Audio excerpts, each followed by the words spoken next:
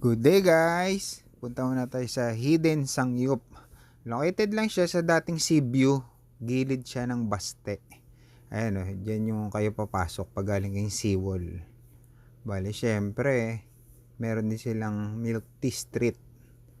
Ang ganda nung place nila dito. May mga drawing na mga graffiti. Ayan, meron din mga upuan na gawa sa drum. Maluwang yung place nila, mga pwedeng birthday, occasion, family gathering, kasya lahat. Bali, ang in-order namin yung 249 siya, only cheese. Bago pork siya, ayun yung mga side dish. Dito ko lang natikman yung singkamas na side dish, ba yun yung cheese nyo. Ang dami, only yun. Syempre, luto na tayo. Gutom na ako eh.